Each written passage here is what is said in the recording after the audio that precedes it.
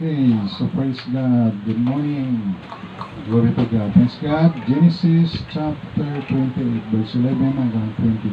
Genesis 28, verse 11, read, begin.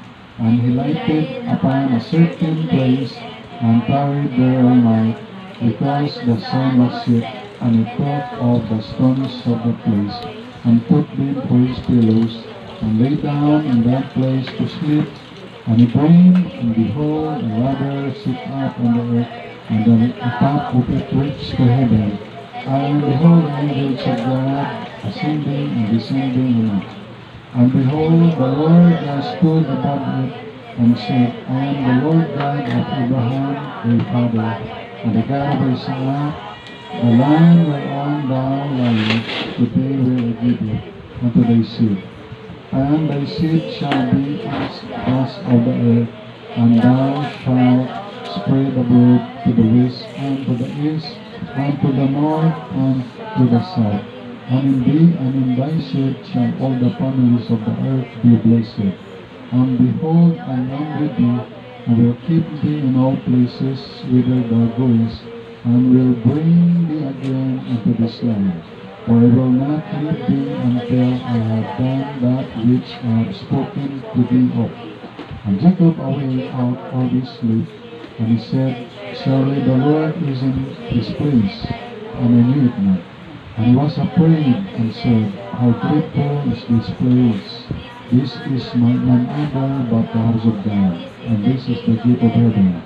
And Jacob rose up early in the morning, and took the stone that it had put for his pillows, and set it up for a pillar, and further upon the top of it.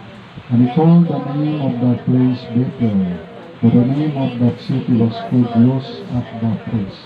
And Jacob bowed about, saying, If God will be with me, and will keep me in this way that I go, and will give me bread to eat, and raiment to put on, so that I come again into my father's house in peace, and shall the Lord be my God.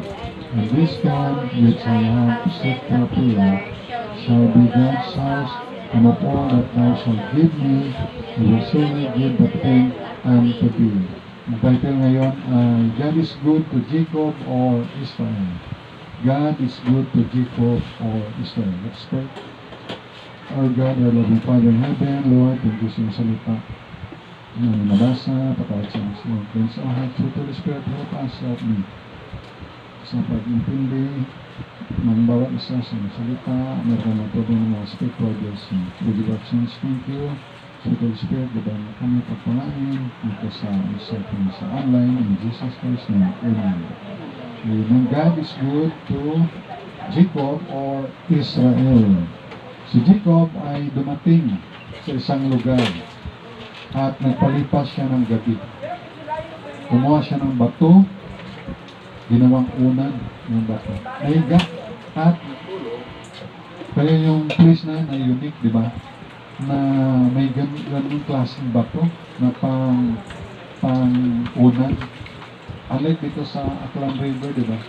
Na bihira yung bato na yung unan, kaya mga bato dito medyo may malaki, pero bilog, mayroong mga maliit, graba, meron na ikaw mo iayak, magiging smooth na maliit na bato na pang palitada.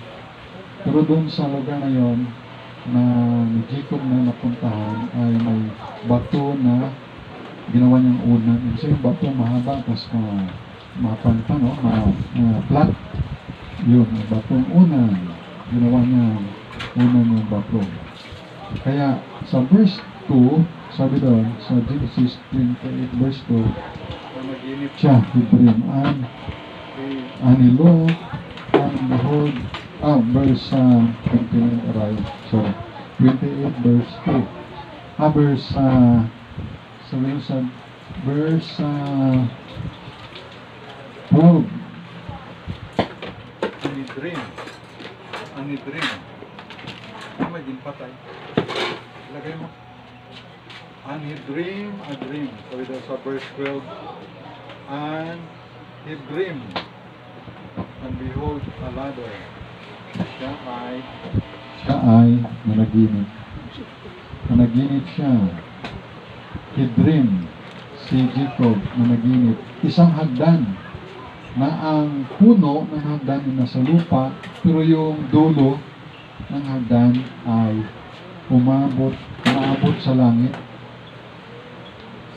Mga anghel ng Diyos na nagmamanhik panaog, yung doon sa ladder. Manhik panaog. Sabi dito, and the top of it reached to heaven, and behold, the angels of God ascending and descending on it. Ibig sabihin, yung ascending, paakyat, descending, baba. Doon sa hagdanan, yung mga anghel, manik manaog doon. Kaya sa verse 13, nagpakilala ang Panginoon kay Jacob, nagpakilala si Lord kay Jacob. Sabi niya, Panginoon, I am the Lord God of Abraham, thy father, the God of Isaac. I am the Lord God of Abraham, Isaac. Kaya ang pangalan ng Panginoon ay I am. I am. Name of God. Mabasa na yan sa Exodus 3:14. Tinanong Moses, pag tinanong ka ng mga Israelites o Hebrew people, no, ng mga Jewish people, ay, sino ikaw, Lord? Anong pangalan mo? Sabihin mo, ako'y si ako nga. Kung sa English, I am that I am. Kaya doon pa man sa Old Testament, nandun na si Lord Jesus. Bakit? Sino yung I am? Si Jesus Christ. I am the way, I am the truth, I am the life. No man cometh unto the Father but by me, but by Jesus Christ. So nandun na si Lord Jesus sa Old Testament. Kaya sa Book of Proverbs, nung nalika yung kalawakan, doon sa Book of Proverbs, sa bandang mga last chapter doon, nandun yung si Jesus Christ, yung the Son of God. Meron pa nga doon is the Son. Big is si Jesus yun sa Old Testament. So nandun na si Lord Jesus sa Old Testament. Kaya salamat tayo na ganun ang Panginoon ang nag-exist na Jesus sa Old Testament. So God is good to Jacob or Israel. Ang Diyos ay mabuti. Mabuti ang Diyos kay Abraham, kay Isaac. Siyempre, sa apo naman ni Abraham, si Jacob, mabuti. At ginawa nga niya itong Israel na yung blessing ng Panginoon, blessingan. Naging Israel na naging isang bansa. Kaya sa atin din, God is good rin. Mabuhay pa tayo ngayon. Tayo ay nakakalakad. May mga tao na hindi na makalakad, na-stroke. Minsan naman ay atake ng heart attack. Iba naman ay sa sobrang inom ng alak ay walang tiyan na. Diferensya na yung tiyan na. So, tayo ay blessing ni Lord na tayo ay walang bisyo. Kaya God is good sa atin. No? Kaya number 1, the promise of the Lord.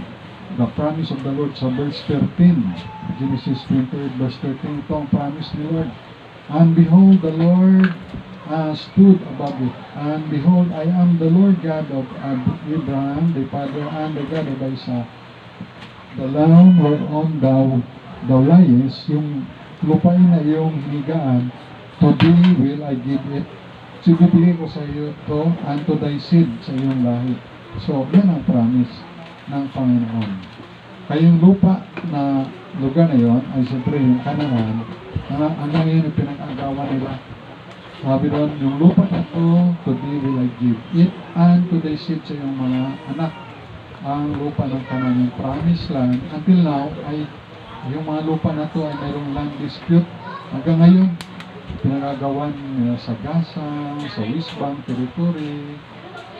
Siyempre yung mga tao doon ay mga yung nakatira ngayon doon ay mga ano tao doon, mga Palestine. So, binigay na yun ni Lord sa kanila. At ang utos ni Lord that time sa mga tao yun ay hindi pa naman sila mga Muslim that time. Wala pa naman Muslim that time. Ay pinapapatay ni Lord yung mga tao doon. Kaya ang ginasimba nila ay si Baal o si Astaroth o si sino pa ng mga Diyos-Diyos doon sa lugar ng Kanaan at sisikan. Siyempre pinapatay ni Lord doon sa lugar na yun ng Kanaan that time. Okay? Kay Joshua, notos yan na kanyang army, mga tao doon, dahil they worship Baal, idol, sikan, pero di inubos patayin ng ni Joshua ng kanyang sundalo ng mga Israeli soldiers. Dahil nangyari, ngayon problema na nila.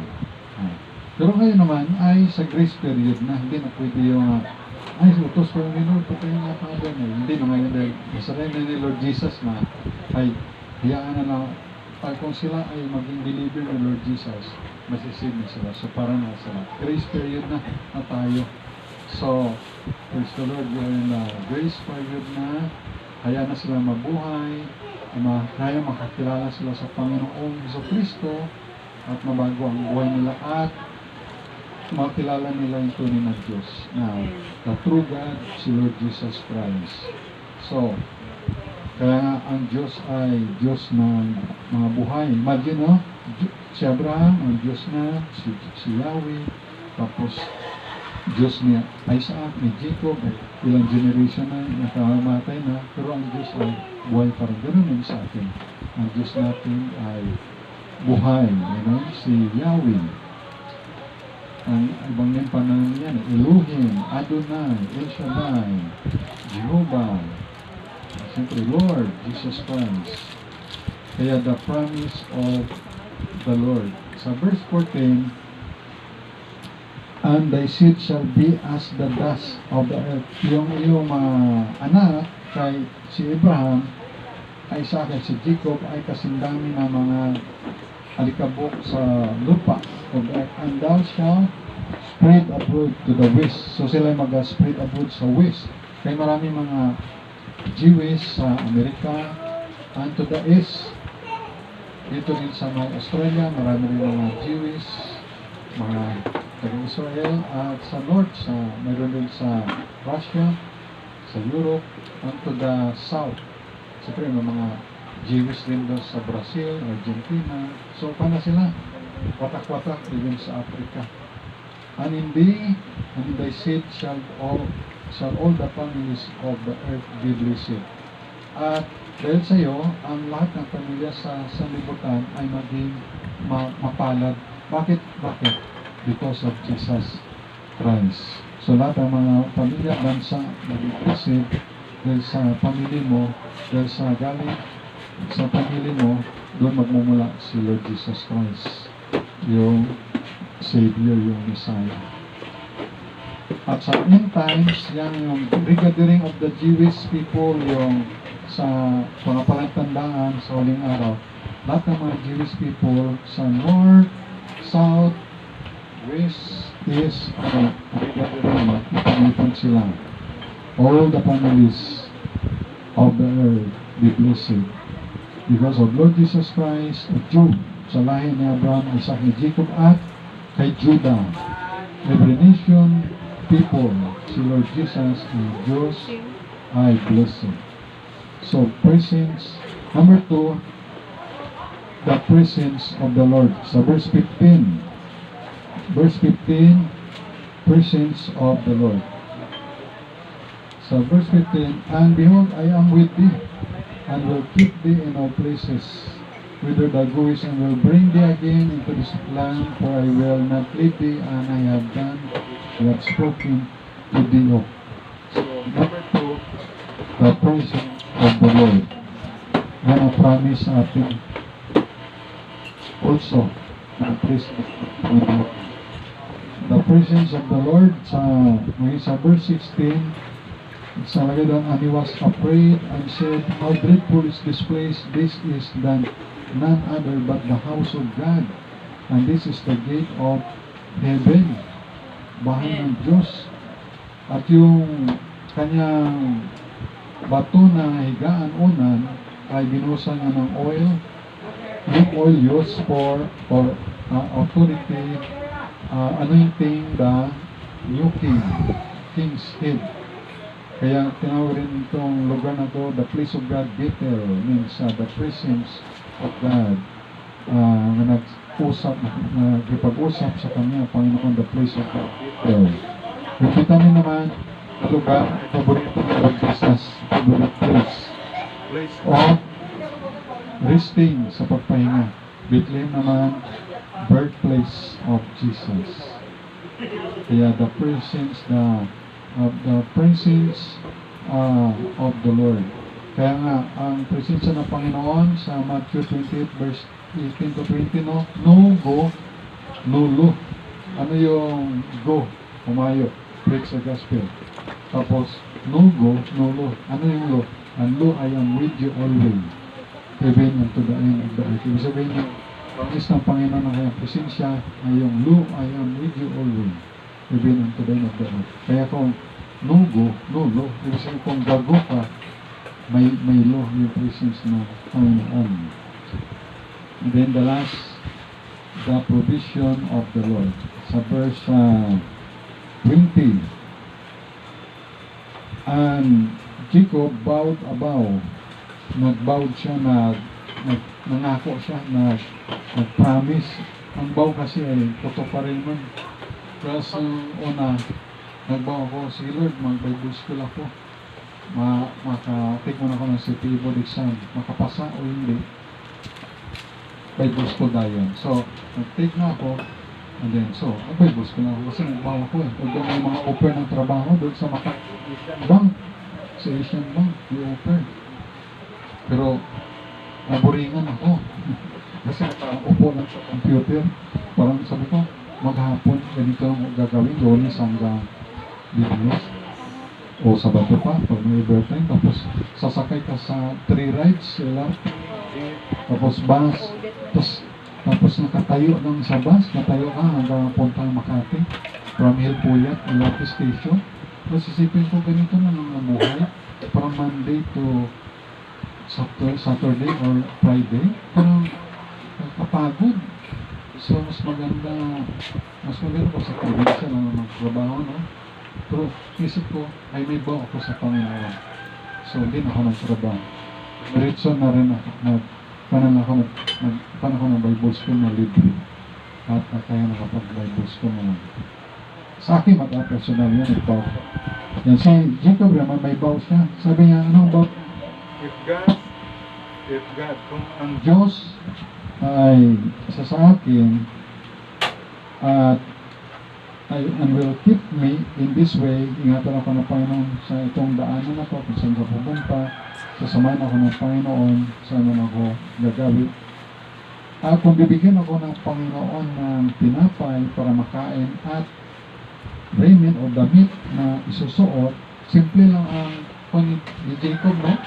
Ang desire niya, simple lang. Pagkain lang at damit. Basic needs, parang sa economics na pinag-aral namin. Food, raiment, clothes, and shelter. May pagkain. Sabi nga sa Timothy, if mayroon ng pagkain at damit, makontento ka na. So, ganun lang ka-simple yung simple desire ni Jacob na food and raiment. So, sa 1 Timothy 6:8, and having food and raiment, let us therewith be content. Mayroong pagkain at damit. Sa sulat ng Apostol Pablo kay Timothy. So, sa desire ni Jacob, sobra-sobra pa nga ang binigay sa kanya. Bakit? Bigyan pa siya ng lupain, mga anak. Ang anak niya ay 12 kalalaki at mayroon siyang anak na asawa niya at mayroon pang babae, si Dinah, anak ng babae ni Jacob. Mayroon pa siya mga hayop at pangalan. Ang pangalan pang Jacob na naging Israel. Babasa niya sa Genesis 22 verse 32 verse 28. Tingnan na ba't naging Israel siya. 38 verse nakipag-wrestling siya sa angel of the Lord. Genesis 32 verse 28, dahil ang kanyang paa ba yung paa? Sa may hita ay binali na nag-wrestling sa angel of the Lord, na binali, hindi niya bitawan eh. So, hindi kita bitawan, hindi mo ko bless. Parang sa prayer din, hindi ka bibitaw, mag-pray hanggang hindi binibigay ni Lord. Kaya, pag-pray ni Lord, palagi mag-pray lupa para sa Bethany Baptist Church. Mission Kalibo, hindi ngayon maka si Lord, ay, mag-pray naman ang anak ko ito. Kasi bibigyan ko na sila ng lupa. Siyempre, saga, paano tayo? Saga lang, pray lang. Sana po, Genesis 32 verse 28. Sabi nito, and he said, thy name shall be called no more Jacob, but Israel, for as a prince has thou power with God and with men, and has prevailed. Nagtagumpay ka. At mag-isa 35 verse 10. Genesis 35 verse 10. Sabi dito, and God said unto him, thy name is Jacob, thy name shall not be called anymore Jacob, but Israel. Sabi thy name, and he called his name Israel. So yung blessing, God is good to Jacob or Israel. Sa verse 21 ng Genesis 28, balik tayo. So that I come again to my father's house in peace, then shall the Lord be my God. So pag ako'y makauwi doon sa bahay ng tatay, ay ang Diyos, ang Panginoon ng aking Diyos. Kasi meron siyang victory kay kambal niya, si Iso. Dahil dinaya kasi nila ng mag-ina, ni Rebecca at ni Jacob, si Iso, na punta yung blessing doon kay Jacob. Kay Jacob naman talaga yun. Kailangan hindi nag-disguise, hindi lang kasi nakapili si Rebecca, inunahan niya yung Panginoon. Panginoon naman na mag-blessing si Jacob, kailangan si Rebecca ay nagdali-dali ay yung tuloy na akit tuloy galit tuloy si Iso. Pero nakuha doon may mga regalo si Jacob kay Iso, kaya nagkuha sila na nag-hug silang dalawa mata. Okay mata. Nung bandang huli na. So ganun ang nangyari. No? So sa dami ng binigay ng Panginoon sa kanya, lupain, mga anak, tubig, hayop, pangalan na Jacob, at babalik pa siya kay tatay niya, kay Isaac at ni Rebecca, at nawala na yung blessing doon, nawala na yung galit ni kambal niya si Iso o si Esau sa Tagalog kay Jacob. Kaya promise ni Jacob, mabigay siya ng 10 part. Yung sabihin, wala pa yung kautosan ng mga about sa tithes, ay na-practice na pala ni Jacob yung tithes nito na. Ibig sabihin, bibigyan siya ng Diyos ng 100 blessing, personal blessing, ay bigyan niya kay Lord yung 10% lang. Title na si Jacob, pinapractice niya na. At tanong, so wala namang church noon, no? Tanong, saan kaya ibibigay ni Jacob yung kanyang mga of course, yung mga blessing niya? Ay wala pa naman ng templo. Kasi dito sa pinag-aralan ko po sa Genesis 28 verse 22, dito si Jacob, 20 verse 20 verse chapter 28, si Jacob nag-vow, nag-promise, sabi niya, kung ang Diyos ay sa akin at ingatan ako sa daanan ito, kung saan siya pumunta, saan man siya pumaroon, ay bibigyan ako ng Panginoon ng tinapay na makain at damit na masuot. At pagbalik ko sa tatay, sa bahay ng tatay mapayapa, din ang Panginoong Diyos ang aking Diyos.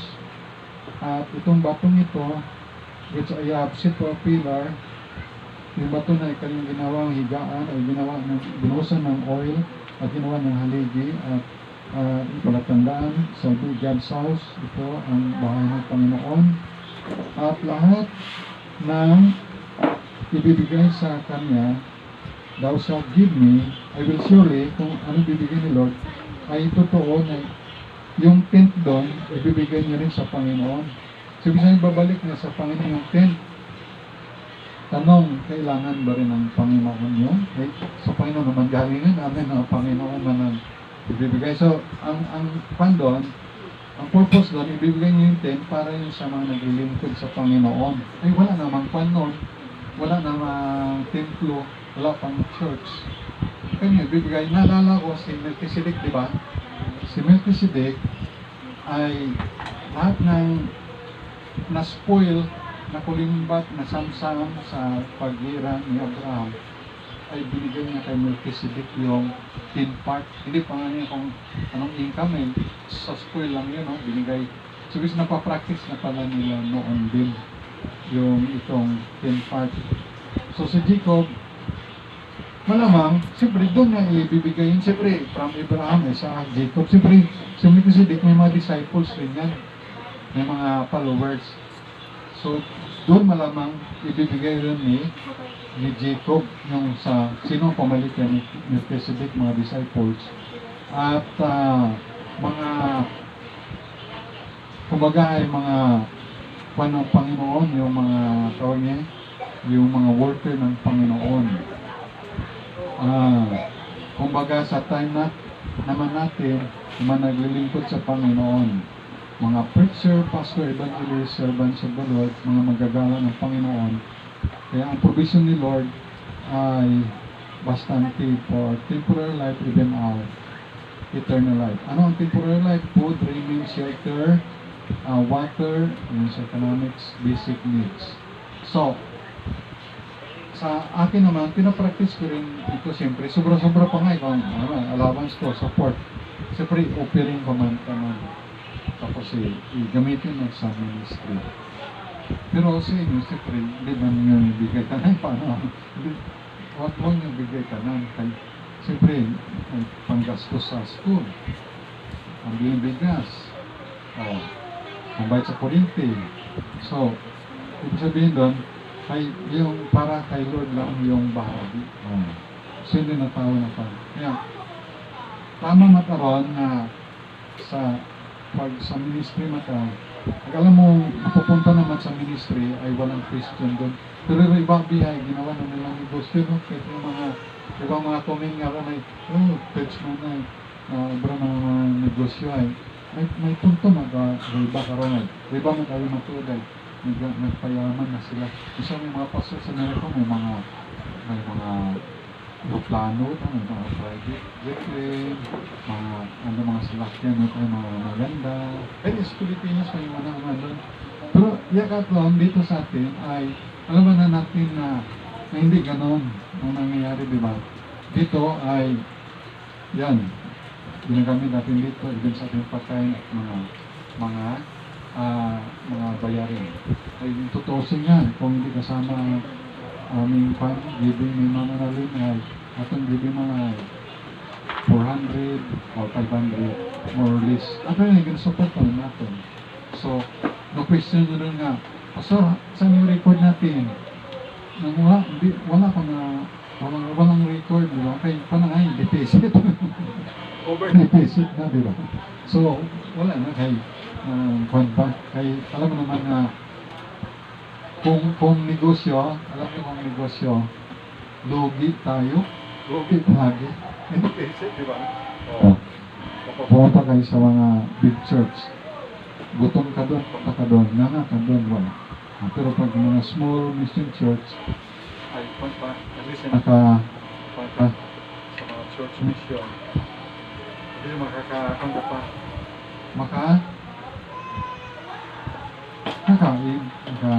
Inom, sa labat, kapig, diba? May blessing lang ng Lord yun.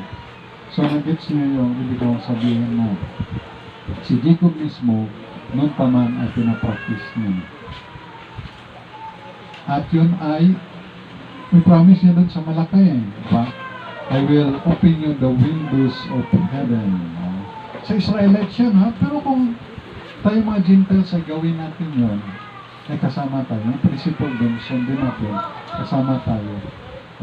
Kaya, totoo yan na hindi naman tayo pinakukulang ng Panginoon. Kaya yung mga nag-preach it against sa tithes ay hindi man lang iniisip nila ito. Yung mga pastor ay yun ang kanilang wala man sinabang source of income. Tapos ay ipan pa sila, i-deprive pa. Kaya ito talaga ito mga kontra nila sa Bible. Yun. Kaya, pero tayo naman ay iniproblema yun. Alam mo kung faithful tayo, matured, giver, no problem yun. Kasi sabi tayo ni Makati ngayon, ito nga kwenta, di ba, maging faithful kayo sa inyong tithes, Tapos ay, why not equal your tithes with your faith promise? Equal. Kung sabi kung ang tithes mo ay 100 pesos, ang faith promise mo ay 100. Para sa faith promise punta sa mission, missionary, world mission. Ay, panangayon ang challenge sa Pastor Nable ay, why not double your faith promise to your tithes? Sabi ka, ang tithes mo 100, ang why mo sa promise mission okay, 200. Ganun sila doon sa Bethany Makati. Siyempre, nag-mature lang sila. By the grace of God, na sila 72 years old. Anniversary nila sa February 15. February 15. 72 years old ng ating mother church. Because the Lord, at least ay Bethany's na tayo. No? Adapted, no? Adapt tayo. Oh, praise God. At least tayo man si Pastor Yuli, ipa-adapt tayo. Kung sa mga panyan, sa mga tunay na mga anak yun, minsan yung mga magulang, yung nag-adapt, ayaw ipa-adapt ang mga anak, no? So, salamat yung pa-adapt tayo. At least ay, sa Vietnamese na tayo. Vietnamese family. At ang world mission nila ay pana 26 yata world mission. Ibig sabihin nga, 26 years na si Pastor Nagli na nag-pastor. Makompito sila, hindi ako makamali ng pastor. Magandang topic ay bringing in the sheaves. So ngayon ay bearing precious seed. So next naman ay bringing in the sheaves. And then next year, 2027 ay trust Him.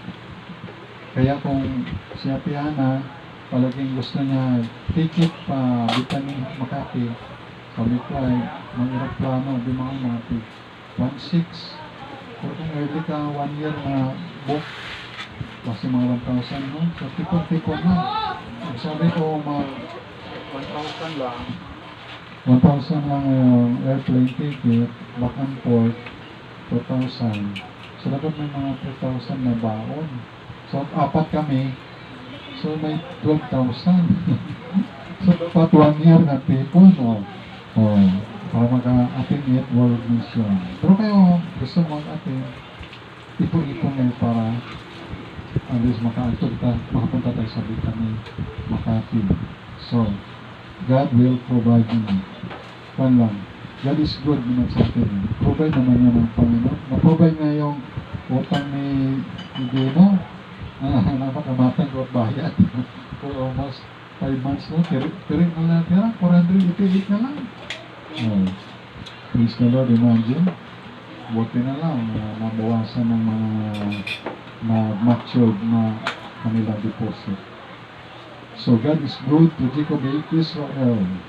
The promise of the Lord, the presence of the Lord, the provision of the Lord. Sa atin rin, God is good sa atin, amen?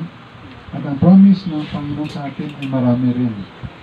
Promise ng Panginoon. Naalala ko, may pastor doon na nagsabi, maraming promise ang Panginoon.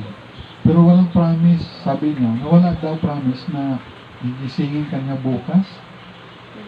Ay, walang promise, no? Kaya ginagamit niya mag-sulwining na huwag mo na, ay, saka na lang ako tatanggap sa Panginoon. Ay, sabi parang na ba na walang promise doon na bata pa ako, pastor, saka na lang ako maglingkod sa Panginoon. Sabi na pastor, walang promise ng Panginoon na igisingin ka pa niya bukas. Ibig sabihin, mag-serve ka sa Panginoon habang bata ka pa. Now is the day of salvation. So, the promise of the Lord marami sa atin. At yung presence ng Panginoon na nasa atin. Di balik ganito tayo kadami, pero ang presence ng Panginoon na nasa atin. Amen? Ang presensya ni Lord Jesus nasa atin. And then, the provision of the Lord. Hindi naman tayo tinabayaan ni Lord na provide niya sa inyo at sa atin. Sa Sister Pin, na-provide na. Sister Munit, bawat isa, na-provide, diba? Provision ng Panginoon. So, nakaraos na tayo ng mga iba na ito, mga problema before. Diba? Bawat isang problema ay nakaraos na. At gagawin tayo ng Panginoon. So, God is good to Jacob or Israel. God is good din sa iyo at sa atin. At sa ating pamilya. Tandaan natin, number 1, the promise of the Lord. Number 2, the presence of the Lord. Number 3, the provision of the Lord. Kay Jacob o Israel, maging sa atin din. God bless us all. Let's pray. Our God, ang Father in heaven, maraming salamat po sa inyong kabutihan sa buhay ni Jacob and Israel, Lord. Maging sa amin din, individually, sa family, ay andun din, Panginoon, ang iyong kabutihan. You are good to us. Even yung promise, yung presence, at yung provision, ay mula noon hanggang ngayon namin naranasan at naranasan pa sa sunod. At meron ka pong gina-prepare, Lord, na good things para sa iyong gawain dito sa Bicani Baptist Church Mission Calibo. At isa, Lord, na priority namin ay more souls saved, mabaptize at kayo makalab ng lupang, Lord, na makataya ng church building ng Bicani Baptist Church Mission Calibo. Habang nag-antay kami sa inyong pagdating, Lord Jesus, ay abala kami sa at ay pag-involve sa world mission, evangelism, local and foreign Panginoon. Salamat, pagpala niyo, Ama, yung bawat isa nandito nag-represent sa bawat family at pwede namin ang kasama dito. Masama namin sila next time ang bawat isa. Salamat sa Holy Spirit, sa salita, pagpala niyo ko sa aming puso, sa bawat isa nandito, nakapakinig natin sa on-site ng isa hanggang. Papapala niyo ang kahit sa natin giving namin, Lord. At salamat na makasupport kami. Kahit maliit lang kami, makasupport kami sa world mission, sa mga foreign missionary with the local. So let my glory and our power, thank you for letting us. The Lord Jesus Christ, amen. Amen and amen. God bless you.